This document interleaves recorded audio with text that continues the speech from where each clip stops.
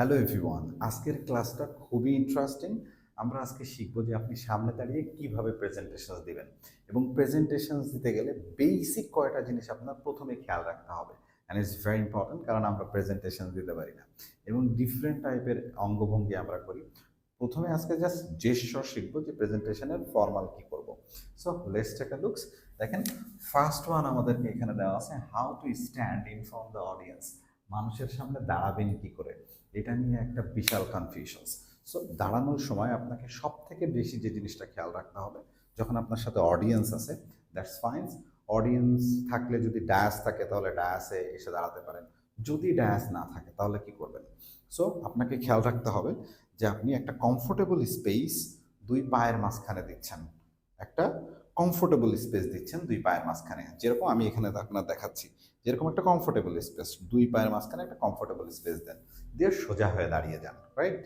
So হয়তোবা আপনি বুঝতে পারছেন, দেখছেন যে একদম কমফোর্টেবল একটা স্পেস দেবেন, সোজা হয়ে দাঁড়িয়ে যাবেন। এরপরে আপনার কাজ কি? এরপরে সব থেকে মজার যে ব্যাপারটা, আমরা খুব কনফিউজ হয়ে যাই, আমরা হাত রাখবো কই। তার মানে আমাদের second point, gesture and posture. Gesture and posture বলতে আমরা বডি ল্যাঙ্গুয়েজকে বুঝি, মানে অঙ্গভঙ্গি। আপনার অঙ্গভঙ্গি, বডি ল্যাঙ্গুয়েজ কেমন হবে। সো এই জায়গাটা নিয়ে আমরা বিশাল কনফিউজ হয়ে যাই যে আপনার হাত কই রাখবেন। এই হাত নিয়ে আমরা বিশাল ঝামেলায়, কেউ এরকম করে হাত রাখে, কেউ সামনে হাত রাখে, কেউ এভাবে হাত বাঁধে। আসলে এটা নিয়ম না। হাত বাঁধার বেস্ট ওয়ে, আমি মার্কারটা রেখে নিচ্ছি, বেস্ট ওয়ে হচ্ছে আপনার এই লেফট হ্যান্ড আপনি রাইট হ্যান্ডের উপরে এভাবে রেখে কমফোর্টেবলি দেন। আবার এটা এরকম স্ট্রং করা যাবে না, এরকম উঁচু করে রাখা যাবে না, কমফোর্টেবলি আপনি এভাবে রাখলেন। অথবা আপনি হাতটাকে ঠিক এইভাবেও রাখতে পারেন, দ্যাট উড বি গুড। এটা আপনার কনফিডেন্স বিল্ড আপ করবে। আচ্ছা, হাত রাখার জায়গা হয়ে গেছে, এখন কি আপনি এইভাবে ধরে দাঁড়ায় থাকবেন? না, এরকম করে ধরে দাঁড়ায় থাকা যাবে না। সেক্ষেত্রে আপনি কি করবেন, যখন কথা বলা শুরু করবেন তখন আপনার হ্যান্ড মুভমেন্ট আসতে হবে। অর্থাৎ আপনি কথা বলছেন, suppose I am talking to you and I am moving everything, that মানে আমার হাত মুভ করছে, সব কিছু মুভ হচ্ছে। তারপরে এরপরে যখনই আপনি কথা বলা স্টপ করে দিবেন, তখন আপনার হাতটা আবার আগের পজিশনে ক্লোজ হয়ে যাবে, অথবা এই পজিশনে ক্লোজ হবে, অথবা এরকম পজিশনে ক্লোজ হয়ে আসবে। তাহলে আপনার হাত রাখা নিয়ে টেনশন নেই যে পকেটের মধ্যে হাত ঢোকাবেন, পিছে হাত বাঁধবেন, না সামনে হাত বাঁধবেন। অনেকেই এরকম হেলান দিয়ে ফেলেন, এরকম করা যাবে না, রাইট? সো থার্ড পজিশন আপনার কি হতে পারে?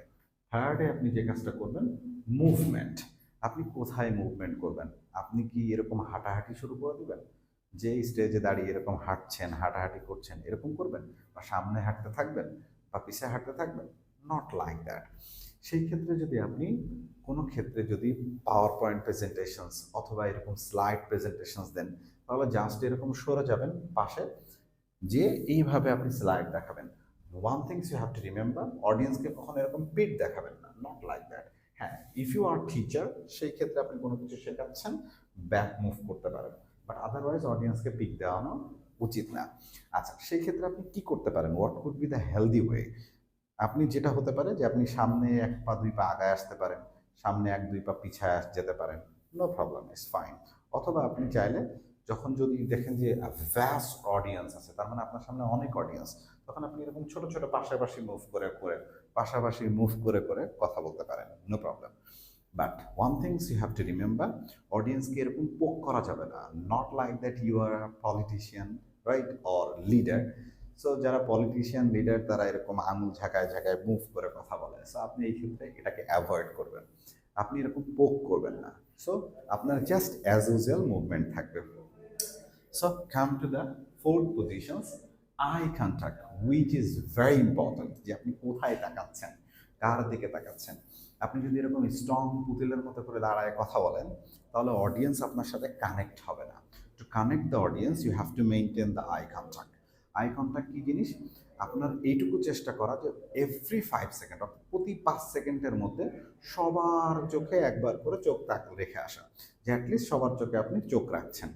সেই ক্ষেত্রে one things you have to remember, যদি এরকম হয় যে ইনিশিয়ালি অর্থাৎ প্রাইমারি লেভেলে আপনার মানুষের দিকে তাকাইতে একটু কষ্ট হচ্ছে, সেই ক্ষেত্রে আপনি কি করবেন, যে আপনি যে কাজটা করতে পারেন যে এই দুইটা কর্নার সিলেক্ট করে নেন, রাইট? অথবা মানুষের চুল সিলেক্ট করে নেন, যে সবার চুলের দিকে তাকাচ্ছে, চোখের দিকে তাকাচ্ছে। অনেকে আছে যে একদম একজনের দিকে তাকায় এভাবে কথা বলে, ইটস কোয়াইট এম্বারাসিং, রাইট? মানুষ এটাকে ভালোভাবে নেয় না। সো আপনার মুভ করতে হবে। সেকেন্ড, নেক্সট অপশন দেখেন, smiling face, which is very important. যখন আপনি কথা বলছেন, try to make a smiling face. এরকম না যে আপনি হাসি ফেলতেছেন, হা হা করে হাসি দিচ্ছেন, আপনার মুখ বন্ধ করে আছেন, নট লাইক দ্যাট। সিচুয়েশন অনুযায়ী, অর্থাৎ that means according to the situations, you have to make your face smile. তার মানে আপনার একটা এমন হাসি, হা হা করে হাসি না, ফেসের মধ্যে একটা হাসি হাসি ভাব, দ্যাট মিনস স্মাইলি ভাব দিয়ে আপনি কথা বলছেন। It's very important. আচ্ছা, একদম লাস্ট পয়েন্টে আপনার যে জিনিসটা মনে রাখা দরকার, যে যখনই আপনি মানুষের সাথে কথা বলবেন, any kind of topic, it could be informative দিয়ে আসেন। তার মানে ডিজিট, নাম্বার, ইনফরমেশন, তথ্য, এই ধরনের কথা নিয়ে কথা বলেন, কারণ মানুষ এগুলো শুনতে পছন্দ করে। সেমভাবে আপনি যখন মানুষকে কথা বলবেন, তখন খেয়াল রাখবেন যে অডিয়েন্স আপনাকে কানেক্ট করছে না। সো আপনি যখন আই কন্ট্যাক্ট করছেন এবং এইভাবে ইনফরমেশন দিচ্ছেন, তখন অডিয়েন্স আপনাকে কানেক্ট করার ট্রাই করবে এবং অডিয়েন্স মনে করবে যে আপনি তাদের দিকে তাকিয়ে কথা বলছেন। সো এই পয়েন্টগুলোকে যদি মেনটেন করেন, ইনিশিয়ালি আরও অনেকগুলো পয়েন্ট আছে, বাট প্রাইমারি লেভেলে আমরা চেষ্টা করব যে এই কয়টা পয়েন্ট মেনটেন করে সামনে দাঁড়িয়ে দাঁড়িয়ে কথা বলা।